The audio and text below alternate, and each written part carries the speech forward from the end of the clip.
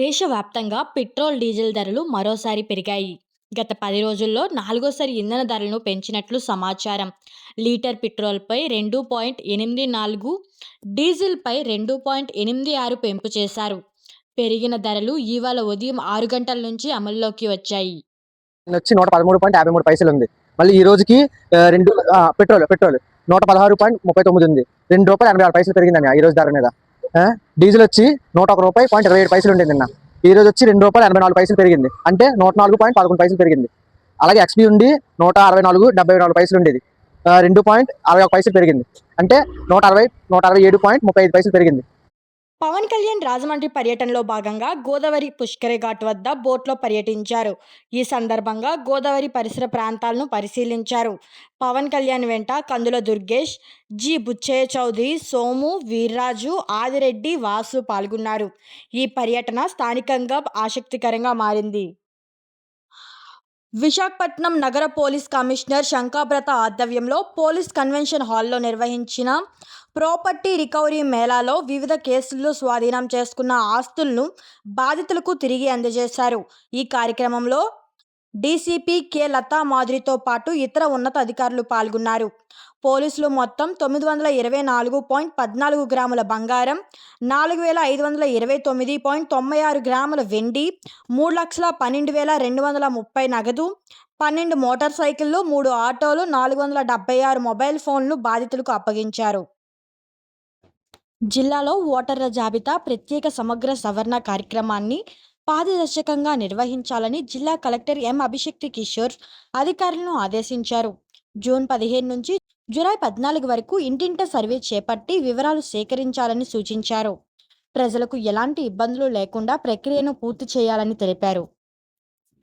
జనగణన ప్రక్రియలో మరింత పురోగతి సాధించాలని జిల్లా కలెక్టర్ ఎం. అభిషక్తి కిషోర్ అధికారులకు దిశానిర్దేశం చేశారు. గ్రామాలు, వార్డుల వారీగా ప్రజల వివరాలు సక్రమంగా నమోదు చేసి నిర్ణీత గడువులో పనులు పూర్తి చేయాలని సూచించారు. జిల్లా న్యాయ సేవా సంస్థ ఆధ్వర్యంలో సమాధాన సమరహో 2026 కార్యక్రమాన్ని ఘనంగా నిర్వహిస్తున్నారు. సుప్రీంకోర్టులో పెండింగ్ కేసుల పరిష్కారం కోసం ఈ నెల 20 నుంచి ఆగస్టు 23 వరకు విశాఖ జిల్లా కోర్టులో కార్యక్రమాలు నిర్వహిస్తున్నారు. ప్రజలకు సహాయం కోసం 151000 హెల్ప్ లైన్ నెంబర్ను కేటాయించారు. విశాఖపట్నంలోని ప్రముఖ పుణ్యక్షేత్రం శ్రీ వరాహ లక్ష్మీ నరసింహస్వామి దేవస్థానం పాలక మండలి సభ్యుడిగా తొలిసారి విజయనగరం జిల్లా నుంచి, అదేవిధంగా నాగవంశ కమిటీ నుంచి శ్రీ కనకల మురళీమోహన్ నామినేట్ కావడం పట్ల నాగవంశ కుటుంబ సభ్యులు నింగబోతు జనార్దన్ రావు, బొగత నరసింగరావు, కె. శ్రీనివాసరావు ఘనంగా సన్మానించి అభినందనలు తెలిపారు.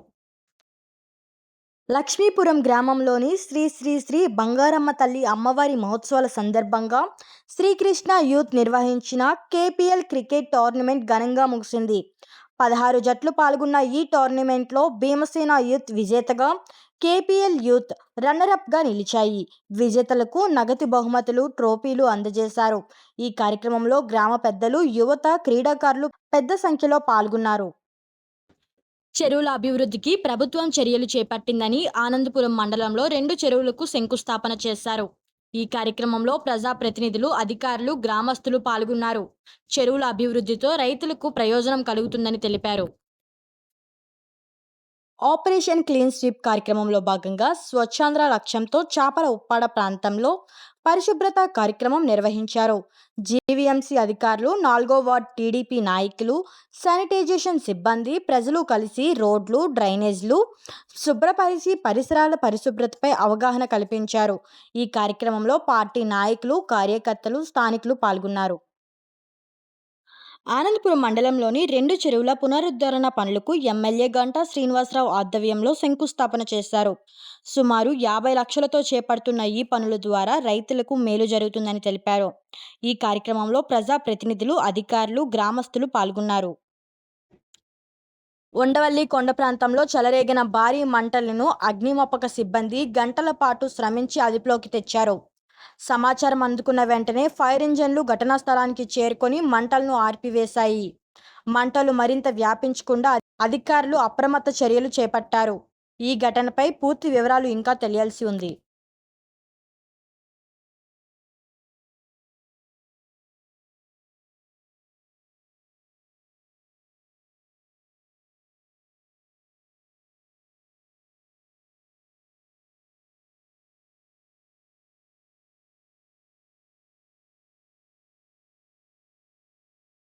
రాష్ట్రంలోని ప్రధాన నగరాల్లో నిర్మాణ కార్మికుల కోసం ప్రత్యేకంగా లేబర్ అడ్డాలను ఏర్పాటు చేస్తున్నారు. విశాఖపట్నం, విజయవాడ, తిరుపతి, రాజమండ్రి, గుంటూరు, నెల్లూరు వంటి ప్రాంతాల్లో ఇంటిగ్రేట్ లేబర్ సెంటర్ల నిర్మాణం చేపడుతున్నారు. ఈ కేంద్రాల్లో కార్మికులకు త్రాగునీరు, విశ్రాంతి గదులు, మరుగుదొడ్లు, వైద్య సేవలు వంటి మౌలిక సదుపాయాలు కల్పిస్తున్నారు. అలాగే పనులు లేని సమయంలో నైపుణ్య అభివృద్ధి, శిక్షణ అందించి ఉపాధి అవకాశాలు పెంచుకునేందుకు ప్రభుత్వం చర్యలు చేపడుతుంది. టీడీపీ మండల స్థాయి మినీ మహానాడును విజయవంతం చేయాలని మంత్రి వంగలపూడి అనిత పార్టీ శ్రేణులకు పిలుపునిచ్చారు. మండలాల్లో భారీగా కార్యకర్తలు పాల్గొని పార్టీ బలోపేతానికి కృషి చేయాలని సూచించారు. అలాగే ప్రభుత్వం చేపడుతున్న సంక్షేమ, అభివృద్ధి కార్యక్రమాలను ప్రజల్లోకి తీసుకువెళ్లాలని నాయకులకు దిశానిర్దేశం చేశారు. కార్యక్రమంలో జిల్లా టీడీపీ అధ్యక్షులు కాశీనాయుడు, పలువురు పార్టీ నాయకులు, శ్రేణులు పాల్గొన్నారు. రాయ్పూర్ విశాఖపట్నం ఎకనామిక్ కారిడార్ నిర్మాణ పనులు ముగింపు దశకు చేరాయి. ఈ రోడ్ ఛత్తీస్గఢ్, ఒడిశా, ఏపీలను కలుపుతుంది. 465 కిలోమీటర్లు హైవేను గ్రీన్ఫీల్డ్ కారిడార్గా నిర్మిస్తున్నారు. దీనివల్ల 132 కిలోమీటర్ల దూరం, ప్రయాణ సమయం 12 గంటల నుంచి 5 గంటలకు తగ్గుతుంది. వచ్చే ఆర్థిక సంవత్సరంలో దీన్ని ప్రారంభించే అవకాశం ఉంటుంది. ఈ కారిడార్ వల్ల ఎగుమతులు పెరగడంతో పాటు టూరిజం అభివృద్ధి చెందుతుంది. యుద్ధ ప్రభావంతో రాష్ట్రంలో రహదారుల నిర్మాణానికి అవసరమైన తారు తీవ్ర కొరత ఏర్పడింది. ఫిబ్రవరిలో టన్ను 40 నుండి 45 వేల మధ్య ఉన్న తారు ధర ప్రస్తుతం 90 నుండి 95 వేలకు పెరిగింది. ముడి చమురు సరఫరా తగ్గిపోవడంతో తారు ఉత్పత్తి పడిపోయి మార్కెట్లో కొరత ఏర్పడింది. రోడ్ల నిర్మాణ పనులపై దీని ప్రభావం స్పష్టంగా కనిపిస్తుంది. యుద్ధ ఉద్రిక్తతలు తగ్గితేనే పరిస్థితి సాధారణ స్థితికి వస్తుందని మార్కెట్ వర్గాలు చెబుతున్నాయి.